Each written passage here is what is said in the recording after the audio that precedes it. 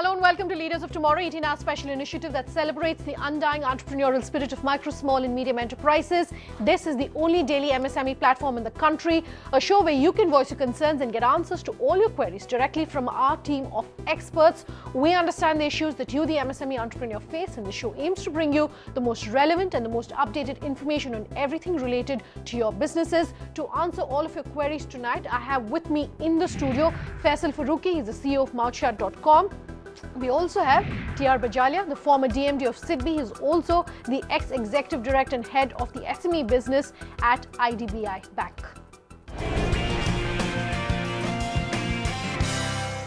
Gentlemen, as always, thank you very much for being here tonight. Let's start this show then with a queries coming to us from Pavan Sharma. He's written in to us on Facebook to say that he's a carpet exporter and has been facing a slowing business because there hasn't been much demand for carpets, especially in export markets. He wants to know what can be done in this situation. We took on an export related query in our previous episode as well, Mr. Bajalia. Yeah. What would you recommend to him? You see this today world over, when we see that there is a recession in the market, and carpet generally is considered as a luxury item. It is not the necessity item. Perhaps the people can defer or delay buying of such items. I feel that he will face this problem for some time till the economy, world economy picks up and they generate sufficient funds to surplus funds to spend on these items. Or he can perhaps maybe find another segment of the market, perhaps where expensive carpets may not be accepted, but maybe comparatively at lower prices. And India in that way is quite growing market, and he can find that market instead of export market, and by reducing the rate or at a cheaper rate, he can sell those carpets in this segment. Okay. I would ask Pavan to reevaluate his business. Maybe he is vested in the carpet industry. He should continue, but reevaluate the ways you're approaching your customers. A lot of carpet manufacturers, they have been built on traditional, some importer somewhere, and that person has been traditionally importing from you. People in Badoi, and I've been to that town. They've told me that they've been doing business with somebody from Europe, from generations, etc. And the Europeans come here. Today, you have access to the internet. Build a good website and flood the market. Start emailing big importers out there in Europe, America, whatever your target market is, but have a very, very good website. I think this is one of the industries. I mean, when I go, and if I want to buy a rug, if I want to buy a carpet, I get a lot of Chinese websites, and who are dumping their products on Alibaba.com. And we know that in our great country, we have some very, very good carpet manufacturers in the small scale industry itself, but they don't have online presence. You cannot sell carpets today the way you were selling carpet in 1960s and 70s. You have to go online. You have to find marketplaces. You have to dump your product catalog there. You have to tell people you're open to business, and you have to respond to those online queries, because it is very essential that when you get queries, you respond to them. They may be from China, they may be from Japan, they may be from Scandinavia, etc. Go online. Expand your base essentially. Exactly. Sure. So Pavan, do look at the online medium to try and get a more diversified target market is the recommendation from our experts. Our next query is a call that's coming to us from Vishwesh Mahindra. Go ahead, Vishwesh. We are planning to set up an assembly line for concentrated photovoltaic solar panels. As an SME, there are a plethora of schemes announced by Ministry of MSME, but literally impossible to translate anyone into make it happen, as this requires huge funds. So there are policies, but we don't know how to get it from funding from FDI or from friends and relatives. So in plain words, what are the options and how to avail them? Thanks for that question. And Mr. Bajalia, let me come to you on this. And we were just talking about the 2 crore under the credit guarantee scheme. Yes. While these schemes exist, there very often seem to be questions that come to us about, our viewers and MSMEs not knowing really how it works on the ground. What would you say? Actually, you see this, we have discussed with various even associations also. They should make aware their members. In the banking, in fact, most of the banks, they have issued the instruction that anybody if they are not sanctioning this loan under credit guarantee scheme, perhaps they will attract some disciplinary action. So, most of these people, they are covering loan up to 1 crore, earlier 1 crore or 50 lakh was initially, then increased to 1 crore, they were covering under credit guarantee scheme. And in fact, if we see the growth in this segment, it has grown manifold during the last 3 years. And now with the increase in the amount again, which is as per the existing scheme, 50% was coming from Government of India and 50% from SIDBI. This was the corpus how it was coming, and the companies, they have to pay only 1% fee at the entry level and annually charge of 1%. Some banks were bearing that, or some banks were bearing 50% of that, and 50% were recovering from the borrower. So, generally I feel that awareness is not there. Again, you see these loans are without any collateral security or without any personal guarantee.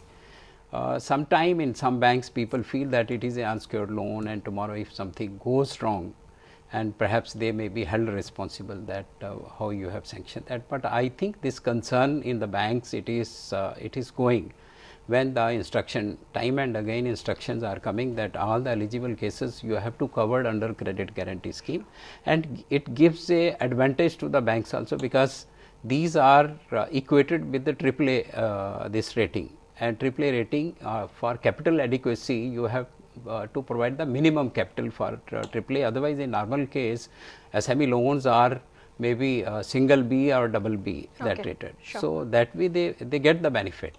Okay, so the benefit is there, but if you need any more clarifications in terms of how you go about availing such loans, do look up the websites of SIDBI, the MSME Ministry, and you'll be able to get that information. Let's take a very quick break on that note, but much more on the other side. Just stay tuned.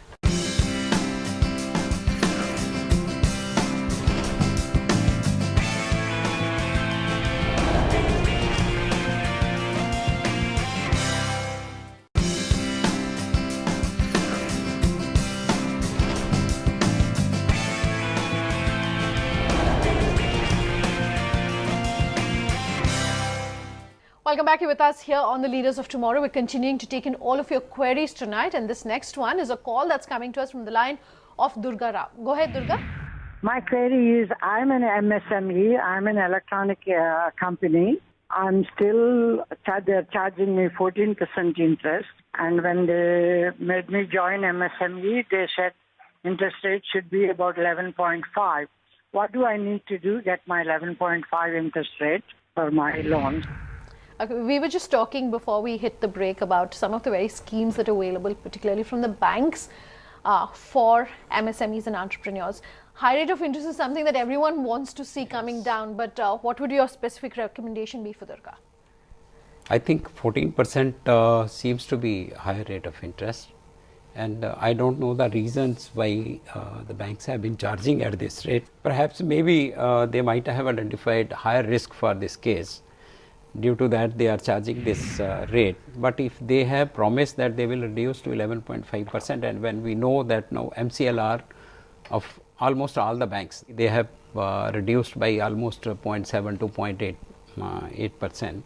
So, the interest rate definitely are coming down. They need to take up with the bank and find out the reason why the interest rate at such a high rate is being charged. If there are other specific reasons, perhaps they have to address those reasons. Otherwise, they have to make the request, and in line with the reduction in the interest rate, they have to get the reduction. Okay, so that's in response to your question, Durga. Thanks for calling in with that.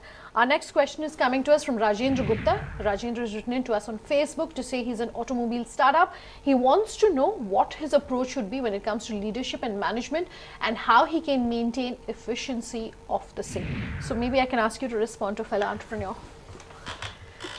Well, I don't know if he's talking about leadership in the industry or leadership and efficiency to run his organization. I'm assuming that he wants to know what should be the approach specific company. Leadership in the specific company. So I think first is there are various approaches. Of course, build a core team of people in your company who share your vision. Now, if your vision is to make the best product, best parts at the most competitive price, then there should be at least one or two people who share the same vision as yours. You should definitely have people who, one of the things that I still do after a lot of years, having first started as an entrepreneur, is I still get involved in recruitment. And I spend a significant percentage of my time in hiring people. That's because every employee who's hired is a subset of the culture that exists in the company. So if you want a merit-based culture, if you want a culture that thrives on efficiency and high output, then you have to find people who believe in that high output vision of yours. In this case, manufacturing, etc. Empower your leadership team to take quick decisions. Don't centralize all the decisions. And I've seen a lot of very, very good small medium businesses. They fail because the founder or the CEO has centralized a lot of power. Start delegating powers and start delegating responsibilities. And when I say delegating, doesn't just mean that asking somebody to do X, Y, Z. Delegating means give him the power to decide something that may be of consequence to the company. Now it may backfire at some point, but that's where you hire good people and make sure that the person has the same vision, shares the same vision as yours. And third thing is always have a very, very open and transparent line of communication with every employee. I think today, unlike in the 70s and 80s where the CEO's office was this one corner where it was forbidden to even go into that corner because he was a holier than thou CEO. And we are seeing a generation that wants to talk to the CEO, or a CEO who should be constantly getting ideas, input, suggestions. Some of the best advice in my company come not from experienced people, but believe it or not, from people who have recently joined the company, who've been 1 or 2 years in the company. Okay. And unless you create this culture where they are comfortable enough to write to you, approach you, SMS or text you, how will you even get those ideas to you? So create this culture, break down the walls, I wouldn't say a flat hierarchy because it's not possible, but have a hierarchy which is as close to flat as possible. Sure. And really interact with a lot of your employees. Okay, Rajendra, that's in response to your question. Next query is coming to us from Ashok Kotari. Ashok is calling in with this question. Go ahead, Ashok. Even though the government is declaring a lower interest rate to be charged to MSME, however, it is not clear on how much the interest rate will be lowered. The bankers give a suggestion of lowering by 3%. However, there is no documentation or any kind of a confirmation. We seem to have just taken a question as far as interest rates are concerned, Mr. Bajalia, but what would you have to say to Ashok? I feel that interest rate to be charged to SME or any other industry, it is a factor of cost of funds of the banks, the risk perception about the concern, and the term this risk they take. So SME generally are taken at a high risk.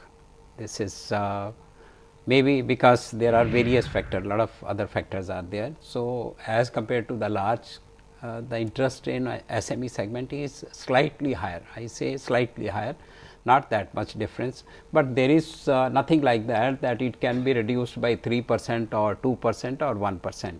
Again, if he is getting rated, his rating is good, perhaps it will be MCLR plus maybe 1.5% or 2%, which may work out to be 10% or 10.5%. And if it is a risky proposal where their cash flows are not sufficient, their primary security is not sufficient, they are facing a lot of problems in the marketing and this thing, that risk is there. Perhaps it will be MCLR plus maybe 3.5% or 4%, which may work out to 11% or 12%. So it is based on their operations, their cash flows, their profitability, their management, and all these factors are considered for charging the interest rate. So if all the factors are positive, interest rate definitely is going to be charged at the lower rate. Okay, that's in response to your question, Ashok. Thanks for giving us that question. Our next one is coming to us from Prithvi Basi, who is also calling in with this question. Prithvi, what's your query? We are facing some kind of marketing problem. We are actually supplying to the OEM. We are supplying the sheet metal part to the OEM. So sometime we are out of approach, maybe out of vaccinated. We are located in Ludhiana, but our client is sitting in Bombay, Madras, maybe in Noida. So we are facing sometime such kind of problem.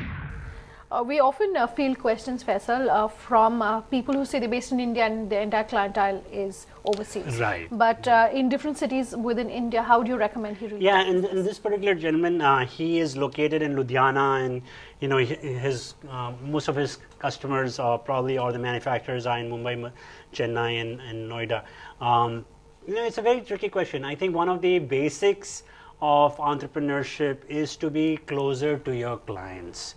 And I keep telling people that sometimes it is really difficult to grow your business. You'll hit a limit if you're not located in the right region or the right city.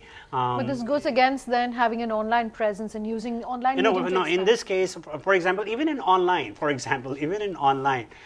if you want to really do cutting edge internet, B2B, B2C type of stuff, then you have to be either in India, you have to be in Bangalore, in Mumbai, in Gurgaon. If you want to do on a global level, you have to be in Silicon Valley, you have to be in New York, Boston.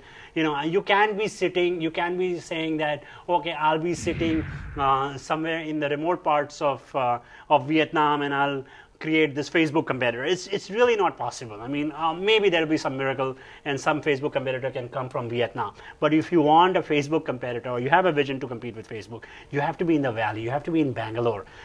In this case, you have to be closer to your customer, because it's a physical asset. You're supplying sheet parts to the automobile, to OEM manufacturers for some of these things. I would really advise you that either build your market and find something that is closer within the transportation hub of Ludhiana, or you should have a manufacturing facility closer to where your clients are. If somebody wants to really do, I mean, let's say you're this talented girl and you aspire to be an actress, and you're bubbling with energy, and you feel you have all the raw materials that will make you a successful actor, and you're 18 years old, you're 19 years old. You cannot be sitting. You could be sitting. You could be from, let's say, somewhere in North. You'd be in Simla. You cannot become a great Bollywood actress if you're sitting in Simla, hoping that Bollywood come to you. You will have to move to Mumbai. Okay, so it's all about location. So it's about location, especially where its physical proximity is very important. Okay. All right, time for one more query. This is coming to us on Facebook from Subhash Goel. Do stay tuned. We'll tell you how you can reach us on Facebook at the end of the show. Subhash says he's into electronic manufacturing. He says his base is very weak and that they have to import nearly 80% of their inputs largely from different sources all over the globe. This results in large number of consignments of small value and higher logistics cost. Electronic manufacturing in India, he says, is facing a lot of factors like cost of infrastructure, finance, power, etc. And because of this, the cost of manufacturing is much higher compared with other emerging economies. How does he resolve this? So it's a two-part question, and maybe I can ask you to start, Mr. Bajalia. One is about really rationalizing his logistics, and two is about the cost of manufacturing. I think today in this world everything is available online. I think one need in earlier one question, as Mr. Faisal has mentioned, that he has to develop his website, an excellent website, where whatever his requirements are there, he has to list the requirements, and whatever his supplies are there, he has to list his products.